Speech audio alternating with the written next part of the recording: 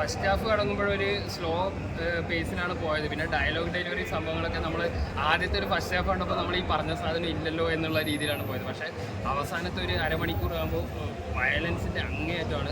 അത് ഇവർ പറയുന്നത് എന്താണ്, പിന്നെ 18+ ആണ്, എ സർട്ടിഫൈഡ് മൂവിയാണ്. അപ്പോൾ ഫാമിലിക്കും കുട്ടികൾക്കും എനിക്കൊന്നും തീരെ അത് കാണാൻ പറ്റാത്ത രീതിയിലുള്ള അതിഗംഭീരം, എന്താ പറയുക, അങ്ങനത്തെ ഒരു രീതിയിലുള്ള വയലൻസാണ്. മലയാള സിനിമയിൽ ഇതുവരെ കാണാത്ത രീതിയിലുള്ള ഒരു വയലൻസാണ്.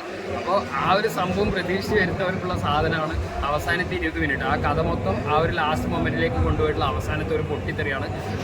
കംപ്ലീറ്റ് നോൺ സ്റ്റോപ്പ് ആക്ഷനാണ്. അവസാനത്തെ 15 ക്ലൈമാക്സ് എന്ന് പറയുന്നത് ഏകദേശം അരമണിക്കൂറോളം എനിക്ക് തോന്നുന്നു ക്ലൈമാക്സ് തന്നെയാണ്. ആ ഒരു ക്ലൈമാക്സ് ഫൈറ്റ് സീക്വൻസാണ് ഈ സിനിമയുടെ ഹൈലൈറ്റ്. പിന്നെ ഉണ്ണിമൂന്നിൻ്റെ സ്വാഗ്, പിന്നെ രവി ബർസൂറിൻ്റെ ബാക്ക്ഗ്രൗണ്ട് മ്യൂസിക് എല്ലാം ആ സിനിമയ്ക്ക് വളരെ ഹെൽപ്ഫുള്ളായിട്ട് വന്നിട്ടുണ്ട്.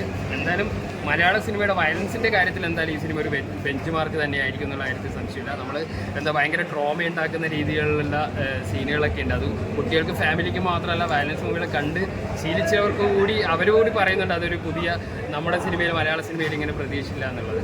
അക്കാര്യം വെച്ച് നോക്കുമ്പോൾ ഒരു ബെഞ്ച് മാർക്ക് മൂവിയാണ് മാർക്കോ എന്നുള്ളത്.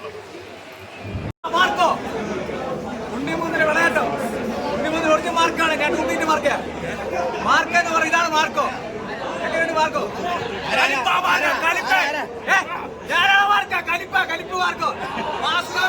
പടം നല്ല പടം, നല്ല വയലൻസ് ആണ്, നല്ല മേക്കിംഗ് ആണ്. ഫാമിലിയായിട്ട് കാണാൻ പറ്റുമോ? ഫാമിലിയായിട്ട് ചെറിയ പിള്ളേർക്ക് പറ്റില്ല. വയലൻസ് ഭയങ്കര വയലൻസ് ആണ്, ഭയങ്കര ബ്രൂട്ടലാണ്. ഉണ്ണിമൂന്നിന്റെ ആക്ഷൻസ് ഒക്കെ നല്ല ആക്ഷനാണ്, അടിപൊളിയായിട്ട്. അടിപൊളിയാണ്. പക്കാ മാസം ഒരു ഇന്റർനാഷണൽ ലെവലാണ് പടം. അതെ, മാസം എൻട്രി ഉണ്ട്. അവസാനത്തെ ക്ലൈമാക്സ് ഫൈറ്റ് സൂപ്പറായിട്ട്, ഒന്നും പറയല്ല. എല്ലാവരും കാണണം പടം. പുള്ളിയുടെ വേറൊരു ലെവലൊരു പടമാണ്. വേറൊരു ബോഡി ട്രാൻസ്ഫോർമേഷൻ ഉണ്ട്. അവസാനത്തെ ഫൈറ്റൊക്കെ പക്കാ മാസമാണ്. എല്ലാവരും കാണണം, തീർച്ചയായിട്ടും കാണണം. ഇൻട്രസ്റ്റിംഗ് ആണ്, നമുക്ക് കണ്ടിരിക്കാം. ഒരു ബോറടിക്കില്ല, അത് ഉറപ്പാണ്. നിവിൻ പോളിയാ?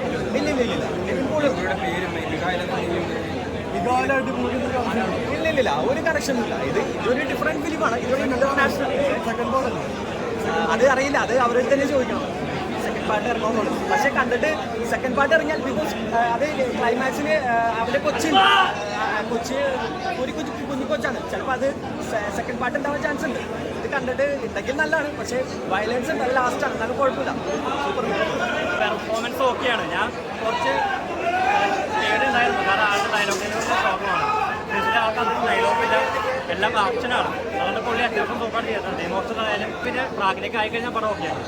വയലൻസ് എന്ന് പറയുമ്പോൾ കില്ലായിരുന്നു മുകളിൽ നിന്നോണ്ടിരുന്നത്. അതിന് കടത്തി കിട്ടും അതോ? അതെ, വയലൻസ് സീൻസ് വെച്ചിട്ട് ഇത് കടത്തി കിട്ടും. കാരണം കുറച്ചുകൂടി ഇൻറ്റൻസ് ആയിട്ട് ഭയങ്കര ഡിസ്റ്റർബിംഗ് ആയിട്ടുള്ള സീൻസ് ഇഷ്ടംമാരിയുണ്ട്. അത് വെച്ച് നോക്കുമ്പോൾ ഇത് തന്നെയാണ് കുറച്ചുകൂടി മേലുള്ളൂ. പക്ഷേ ഇതിൽ കുറച്ചും കൂടി അത് നമുക്ക് റിയലിസ്റ്റിക് ആണ്. കുറച്ചുകൂടി തിയേറ്റർ എക്സ്പീരിയൻസ് ആണോ? എന്താണ് തിയേറ്റർ എക്സ്പീരിയൻസ്? അതെ, ഇത് തിയേറ്റർ കാണുന്ന സിനിമയാണ്. കാരണം ഇത് പറഞ്ഞ മാതിരി ചിലപ്പോൾ നെക്സ്റ്റ് ഡേയിലെല്ലാം സിനിമ ട്രിം ആവാൻ ചാൻസ് ഉണ്ട്. അമ്മാതിരി വയലൻസ് സീൻസ് ഉണ്ട്.